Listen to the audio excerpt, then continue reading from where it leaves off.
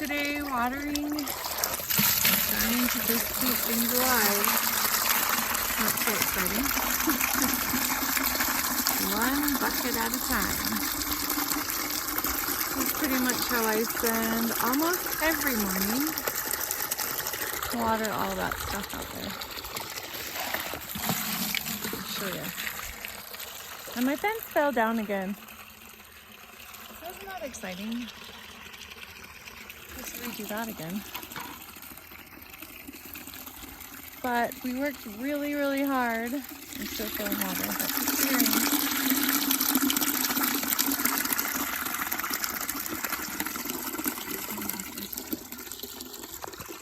We worked super hard yesterday trying to get some of these posts in the ground. We've got cows that are going to be ready either Saturday or possibly Monday. Just depends on when we get to them, I guess. We're hurrying. And we have to fix the side fence. Maybe you can tell it's just like laying down right there. But so what we decided to do was, I'll show you. This is all going to be my garden. The house is going to be right over there. So this layout is going to all be my garden. I might put some goats back here in the back corner just to help me control this. Once we start watering it, it's going to be full of alfalfa and grass. So here is an entranceway so we can drive our trucks, excuse me, down here and get into these back fields. So we put a post here, a 16-foot entranceway so we can put a gate. And then, sorry, it's kind of a jiggly view, but see how we've been driving back here? From the front, we can drive back to this part back here, either to water or to go back into there, clear to the back white fence. And we figured we would put the fence right through here, and that we're going to use the storage bin that has all of our stuff in it, and it's going to make some shade here for the animals. And we're going to put those posts right here, a post in the front and a post right here, and up top we're going to make some type of a shader so they'll have some afternoon shade. And once we get this cleared out, the animals in the front, as you can see, will have some morning shade, and we'll put some poles there and make a shade on this side too. Anyway, this is what it looks like. Now we just have to finish pounding those into the ground. We only got them in to the things, so what is that? Almost a foot. See? And you'd have to put them in another foot. So my plan with all of these, see how many there are, is to moisten the soil around all the bases of all of these and let it soak in so that we can come back through and pound them in, all of them in another foot. And we put them 8 feet apart, I think, because then we did down here on the back side of our house. You can see that pile, that's where our septic tank is. Gonna be the fields back here for the septic tank.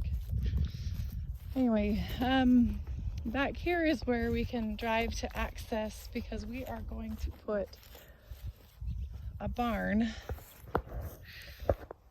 right about here, right out here later, so that we can access it from all sides and house the cows and eventually the horses.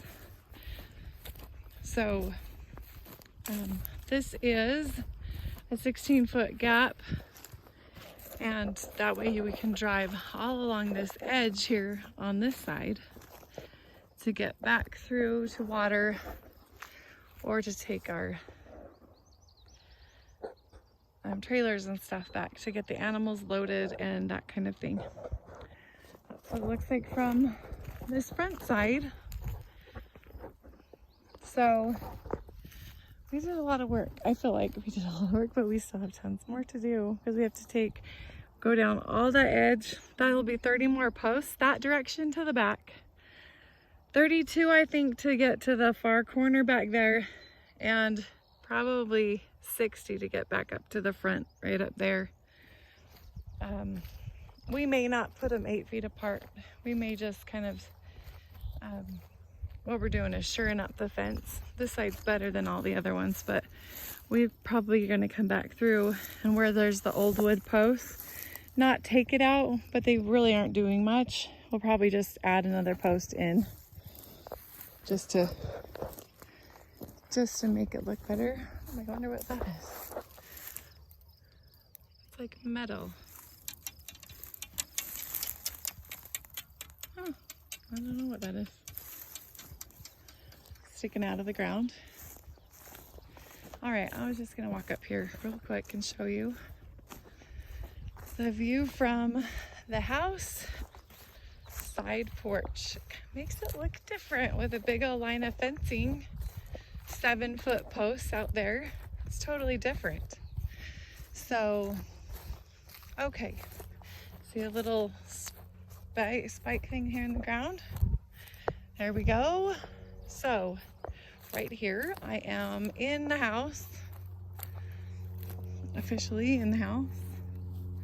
Where's my other post? Okay, here's the front corner post. There's the front corner. Can you see it? Right there. Front corner post. So I'm officially sitting outside on the back deck. You can't even see it. You can't even see that fence. There we go. That's what it's gonna look like from sitting outside. And then I take like 12 or 10 feet back, I guess. And that's what it will be from the inside of our house, like that. And then this is the view of from the front of my house. Right there. That's why I put the garden and the cute little fence over there. That keeps falling down, and I got another load of barks. Check that out. So I have that load of bark to unload, and that load of bark over there by the swing set still to unload on top of all the cardboard boxes. So this is what it's gonna look like from the actual front of my house. So I can walk out here. I'm outside right now, I guess. So outside, and then driveway coming from the front, we're gonna do kind of a teardrop shape, kind of. It'll come all the way this direction, circle around, and something like that. And then the rest of all of it is gonna be garden. Food to table garden, then my harvesting garden with my pumpkins and my corn. I would love to put a greenhouse in here. So let's all help John get me a greenhouse. I would love an in-ground greenhouse that had a stable temperature, and I would love to put it right out next to that out there. That's what I would love. I would love the radiant ground, air coming up through it, and I have plenty of space for it. So I'm holding out that he's gonna build that for me right there next to my garden.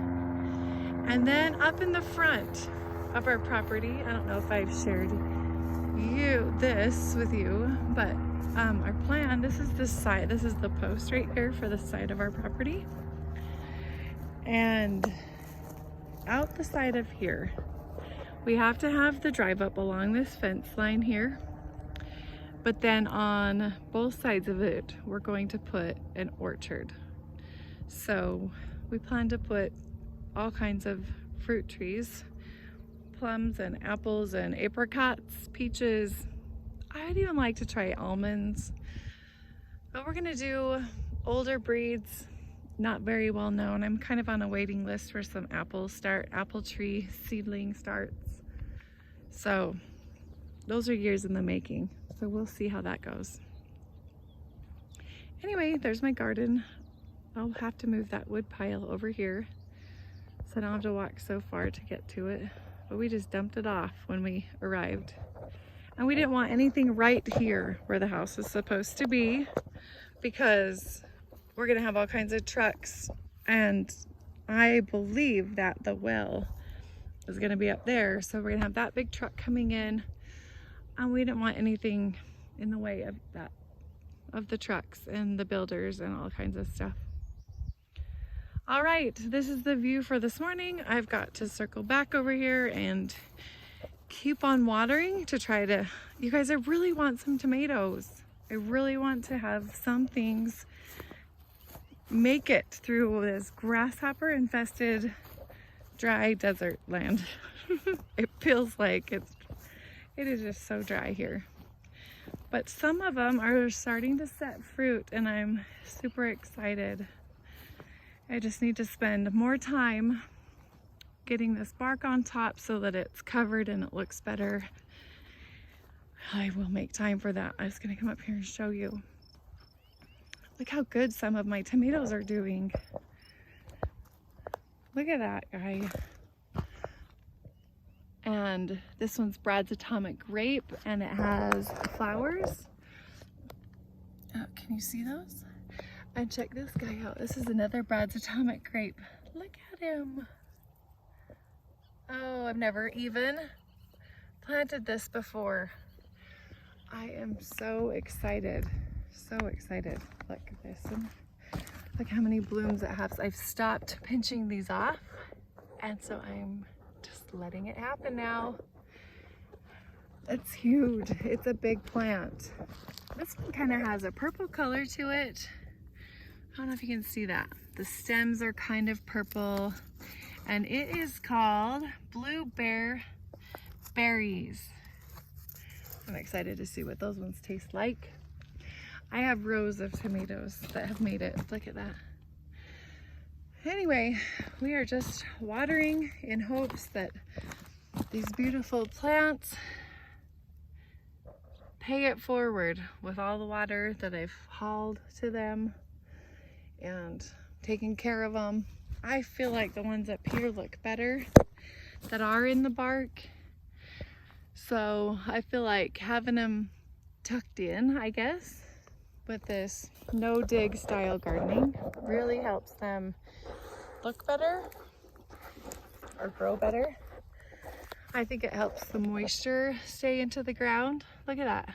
This one's on the border of tucked in and not so much, but look, that looks better once it's done. Anyway, this is the view for this morning and the workload that I'm doing. Look how tall that is. That is huge. I would normally have a cage on it, but I don't have enough cages for this many tomatoes, so we're just gonna wing it this year. And I will plan better for next year. All right, well, have a great morning.